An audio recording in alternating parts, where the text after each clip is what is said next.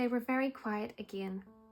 At last she said, and in a steady, cheerful voice that only faltered once, I have known him walk with Tiny Tim upon his shoulder, very fast indeed. And so have I, cried Peter, often. And so have I, exclaimed another. So had all. But he was very light to carry, she resumed, intent upon her work, and his father loved him so that it was no trouble. And there is your father at the door. She hurried out to meet him, and little Bob in his comforter, he had need of it, poor fellow, came in. His tea was ready for him on the hob, and they all tried who should help him to it most. Then the two young Cratchits got upon his knees and laid each child a little cheek against his face, as if they said, Don't mind it, father, don't be grieved. Bob was very cheerful with them and spoke pleasantly to all the family. He looked at the work upon the table and praised the industry and speed of Mrs. Cratchit and the girls. They would be done long before Sunday, he said. Sunday? You went today then, Robert, said his wife. Yes, my dear, returned Bob. I wish you could have gone. It would have done you good to see how green a place it is. But you'll see it often. I promised him that I would walk there on a Sunday. My little child, cried Bob. My little child.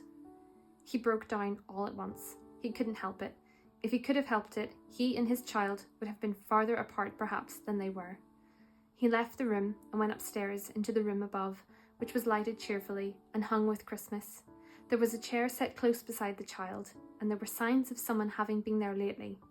Poor Bob sat down in it, and when he had thought a little and composed himself, he kissed the little face. He was reconciled to what had happened, and went down again quite happy. They drew about the fire and talked, the girls and mother working still. Bob told them of the extraordinary kindness of Mr. Scrooge's nephew, whom he had scarcely seen but once, and who, meeting him in the street that day, and seeing that he looked just a little down, you know, said Bob, inquired what had happened to distress him. On which, said Bob, for he is the pleasantest spoken gentleman you ever heard, I told him, I heartily sorry for it, Mr. Cratchit, he said, and heartily sorry for your good wife. By the by, how he ever knew that, I don't know. Knew what, my dear? Why, that you were a good wife, replied Bob. Everybody knows that, said Peter. Very well observed, my boy, cried Bob. I hope they do. Heartily sorry, he said, for your good wife. If I can be of service to you in any way, he said, giving me his card, that's where I live. Pray, come to me. Now it wasn't, cried Bob, for the sake of anything he might be able to do for us, so much as for his kind way, that this was quite delightful. It really seemed as if he had known our Tiny Tim and felt with us. I'm sure he's a good soul, said Mrs. Cratchit. You would be surer of it, my dear, returned Bob, if you saw and spoke to him. I shouldn't be at all surprised, mark what I say, if he got Peter a better situation. Only hear that, Peter, said Mrs. Cratchit. And then, cried one of the girls, Peter will be keeping company with someone and setting up for himself. Get along with you, retorted Peter, grinning. It's just as likely as not, said Bob, one of these days, though there's plenty of time for that, my dear. But however and whenever we part from one another, I am sure we shall none of us forget poor Tiny Tim, shall we, or this first parting that there was among us. Never, father, cried they all. And I know, said Bob, I know, my dears, that when we recollect how patient and how mild he was, although he was a little child, we shall not quarrel easily among ourselves and forget poor Tiny Tim in doing it. No, never, father, they all cried again. I am very happy, said little Bob. I am very happy. Mrs. Cratchit kissed him, and his daughters kissed him, the two young Cratchits kissed him, and Peter and himself shook hands. Spirit of Tiny Tim, thy childish essence was from God. Spectre, said Scrooge, something informs me that our parting moment is at hand. I know it, but I know not how.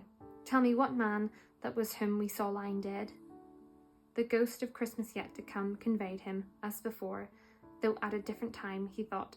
Indeed, there seemed no order in these latter visions, save that they were in the future, into the resorts of business men, but showed him not himself. Indeed, the spirit did not stay for anything, but went straight on, as to the end just now desired, until besought by Scrooge to tarry for a moment. This court, said Scrooge, through which we hurry now, is where my place of occupation is, and has been for a length of time. I see the house, Let me behold what I shall be in days to come." The spirit stopped. The hand was pointed elsewhere. "The house is yonder," Scrooge exclaimed. "Why do you point away?" The inexorable finger underwent no change. Scrooge hastened to the window of his office and looked in. It was an office still, but not his. The furniture was not the same, and the figure in the chair was not himself. The phantom pointed as before. He joined it once again, and wondering why and whither he had gone, accompanied it until they reached an iron gate. He paused to look round before entering. A churchyard. Here, then, the wretched man, whose name he had now to learn, lay underneath the ground. It was a worthy place, walled in by houses, overrun by grass and weeds, the growth of vegetation's death, not life, choked up with too much burying, fat with repleted appetite. A worthy place. The spirit stood among the graves and pointed down to one. He advanced towards it trembling. The phantom was exactly as it had been, but he dreaded that he saw new meaning in its solemn shape. "Before I draw nearer to that stone to which you point," said Scrooge, "answer me one question. Are these the shadows of things that will be, or are they shadows of things that may be only?" Still the ghost pointed downward to the grave by which it stood. "Men's courses will foreshadow certain ends, to which, if preserved, they must lead," said Scrooge. "But if the courses be departed from, the ends will change. Say it is thus with what you show me." The spirit was immovable as ever. Scrooge crept towards it, trembling as he went, and following the finger, read upon the stone of the neglected grave his own name, Ebenezer Scrooge. "Am I that man who lay upon the bed?" he cried, upon his knees. The finger pointed from the grave to him and back again. "No, spirit, oh no, no." The finger was still there.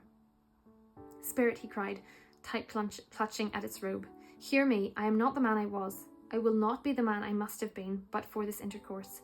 Why show me this if I am past all hope?" For the first time the hand appeared to shake. "Good spirit," he pursued, as down upon the ground he fell before it, "your nature intercedes for me and pities me.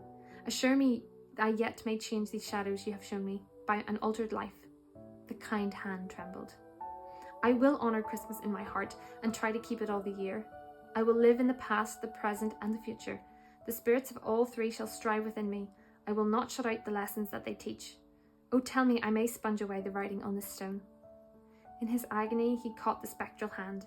It sought to free itself, but he was strong in its entreaty, and detained it. The spirit, stronger yet, repulsed him. Holding up his hands in a last prayer to have his fate reversed, he saw an alteration in the phantom's hood and dress. It shrunk, collapsed, and dwindled down into a bedpost. Thanks for joining me again today for another reading from A Christmas Carol, and join me tomorrow as we start the last chapter of the book. See you tomorrow.